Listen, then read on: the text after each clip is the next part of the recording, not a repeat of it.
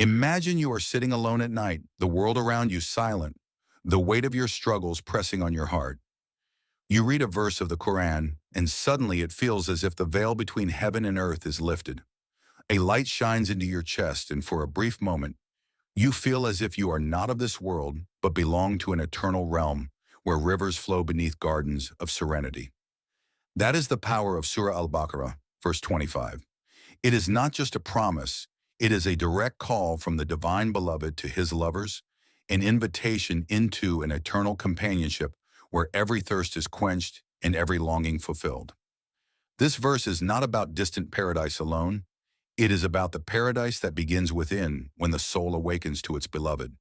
It is about the inner rivers that flow beneath the garden of the heart, about the fruits of divine presence that nourish the spirit, about the purified companionship of the soul with God and with those who reflect his light.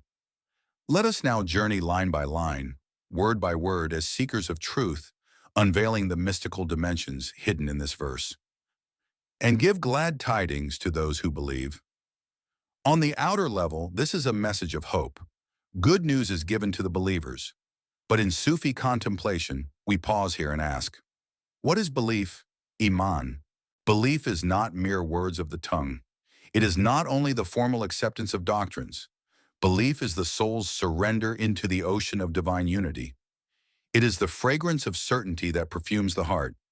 It is when your entire being whispers, La ilaha illallah, not just with the tongue, but with every breath, every heartbeat, every cell of your existence. Glad tidings are not simply about the future reward.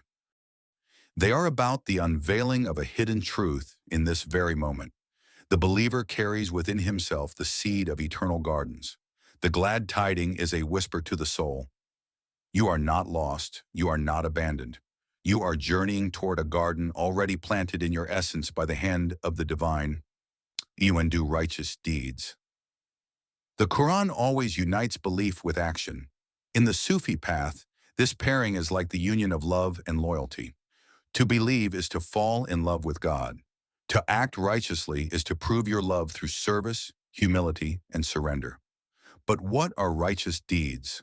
For the mystic, every act becomes righteous if done for the sake of the beloved. Sweeping the floor of a mosque, feeding a poor stranger, smiling at a child, restraining anger. These are all blossoms of righteous action. But on a deeper level, righteous deeds are the polishing of the mirror of the heart, removing the rust of ego so that the light of God may reflect without distortion. The Sufi saints say, one rak'ah prayed with sincerity is more luminous than 1,000 prayed in heedlessness. Thus, righteous deeds are not about quantity, but about the quality of presence. That for them are gardens. The Quran speaks of gardens, but in the language of the heart, the garden is more than physical trees and soil. It is the symbol of the soul's flourishing in divine nearness. The garden is the heart when it blossoms with remembrance. Each leaf is a thought turned toward God. Each flower is a breath infused with his name. Each fruit is a state of sweetness that descends when the beloved's presence overwhelms you.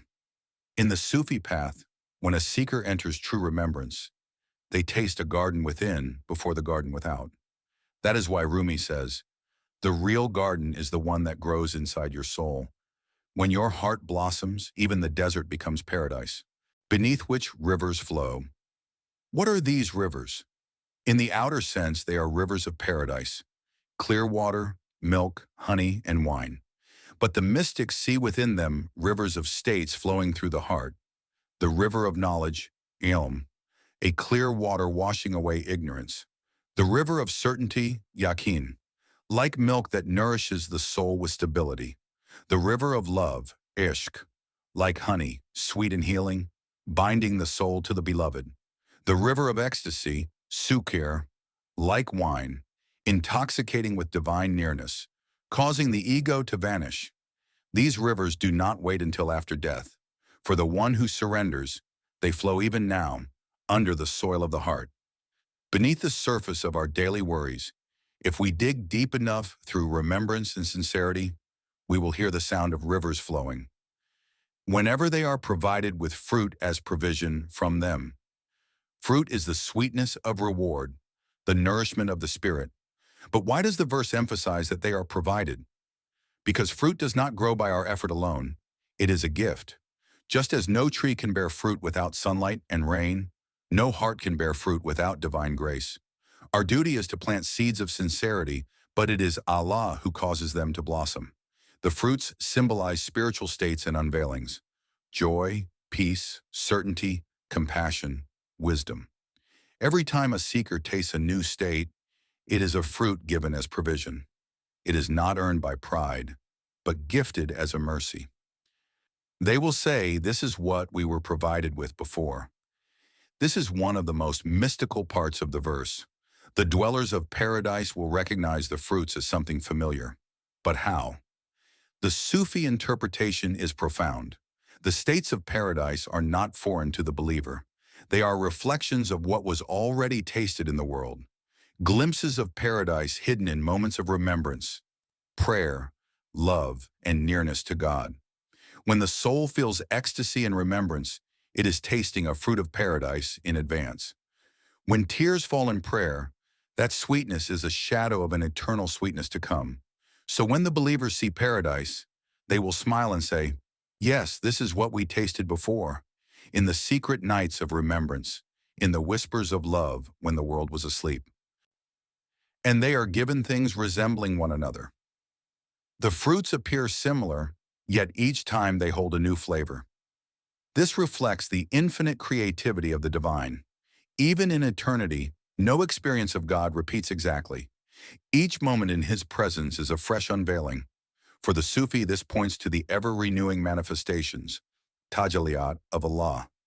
Just as no two sunrises are identical, no two moments of divine unveiling are the same. The seeker lives in perpetual astonishment, drinking from cups that seem familiar, but always taste new. And for them are purified companions therein. In the outer sense, this refers to the pure spouses of paradise. But in the Sufi path, it carries deeper meaning: companionship with purity itself. The purified companions symbolize souls cleansed of ego, desires, and defects. They symbolize the inner harmony of the self when purified by divine love.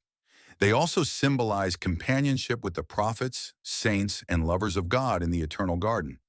But the most intimate purified companionship is with the divine presence itself, when the soul becomes a mirror to the beloved, free of all stains, reflecting only His beauty. And they will abide therein forever. Eternity. This is the final jewel.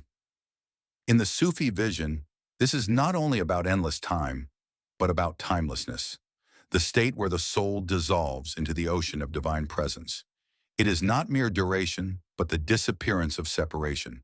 The seeker longs for a state where there is no exit, no falling back into heedlessness. To abide forever is to be stabilized in union, to never again taste the bitterness of distance. This is the ultimate good news.